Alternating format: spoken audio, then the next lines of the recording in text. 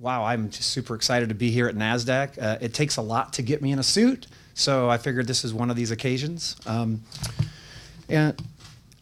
anytime I talk to somebody, they always say, how did you get into blockchain? How did you get into this space? So probably a good place to start is there. My other company that I own is called Seasoned Talent. It's a staffing firm, and we work with Exxon and a number of other big companies. They came to me and said, hey, we've got all these vendors coming to us, IBM, Accenture, and they want us to do blockchain, but we want our own guy in our own corner, right? Can you go find me someone that understands oil and gas and also knows blockchain? So I was like, sure. So get off the phone with them. I call the recruiters up and go, do you guys know what blockchain is? One guy says, I think it's Bitcoin. I'm like, no, these guys aren't going to do Bitcoin. So I started on my journey of learning about blockchain, and I just got blown away. I just remember the first time I went on Ethereum's website, and they're talking about setting up your own government and doing your own society and all these crazy things. And I'm like, this can't be real. So it took us about 2 weeks. We found a consultant and flew him in.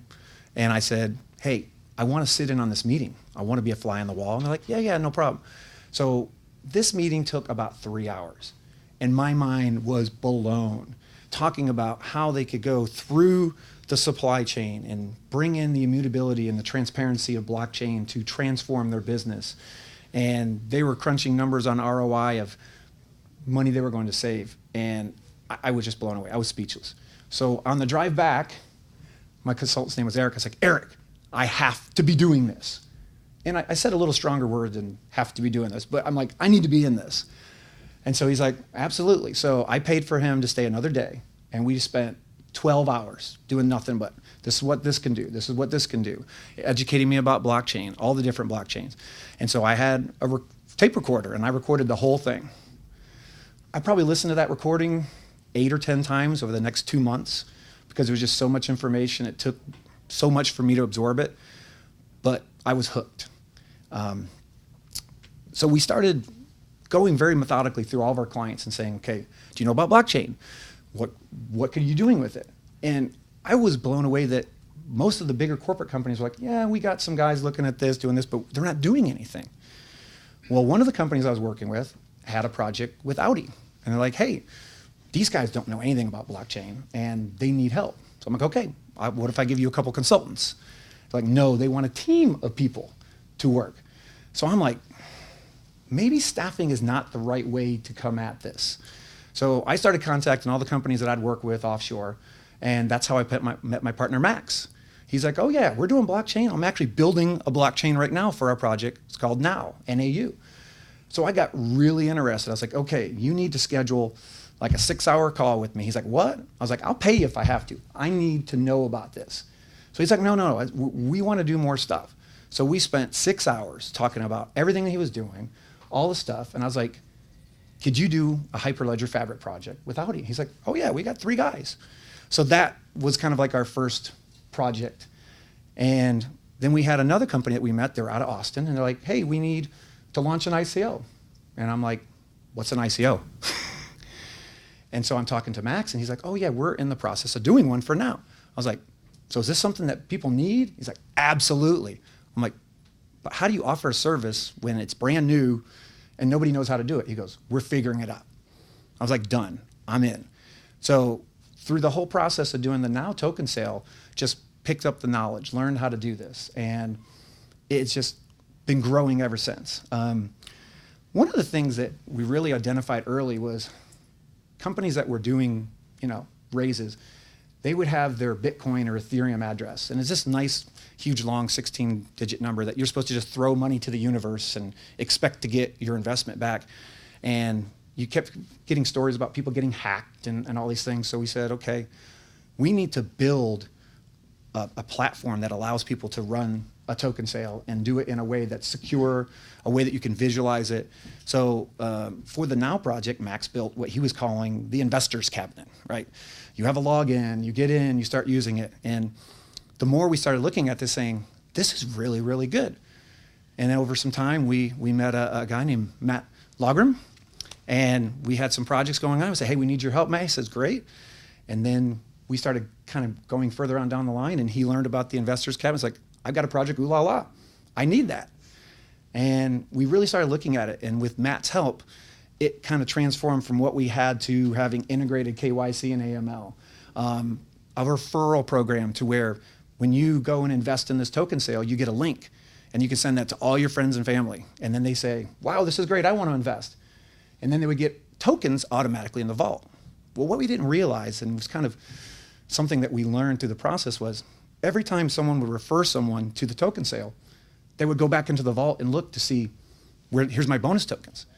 And we started seeing them investing more and more and more into these projects. We're like, how can we continue to drive people back in here? Because if it was a one-time investment, that's great. But if we can get this guy or girl to invest 3, 4, 5 times, plus keep telling their friends about it, this is going to be a successful token sale. So the product evolved. We changed the name from Cabinet to Investors Vault because we wanted it to feel, this is secure. This is a software that we're developing for you, and we're going to give it to you to run your token sale on. And it's just been explosive from there. We have 5 projects right now that are currently using the Vault, and we're doing blockchain development for. But we weren't necessarily just happy with where we were. We were seeing so many companies coming to us and saying, we need help with this, we need help with that. And quite frankly, we didn't want to work with them because they didn't know what they were doing. And we were worried that if we put our names on these projects and we start working with these guys and they fail, then that's going to be on us. So it was this quandary that we had, right? It's like, we want to help these guys, but we don't want to be involved in their deal. We don't want to put money into their deal. So we decided, okay, we can at a minimum let them have the investors vault. We can let them buy that. And then maybe we can give them a little coaching around this. So I started talking to people in my network, and there was a global incubator that I work with, and I said, here's the problem that we're having. We got all these people coming to us, and some of these ideas are good, but if we go in and invest in these projects, and we put our money in, we're thinking a year down the line, 2 years down the line. They might not be around 2 years. They could just burn through all of their money and be out of business. We all probably remember the dot-coms, what happened to that. So I said, so there's got to be a better way to do this. So through kind of a multi-month brainstorming, kind of a structure that we're talking to this global incubator about is they want to put a fund together here.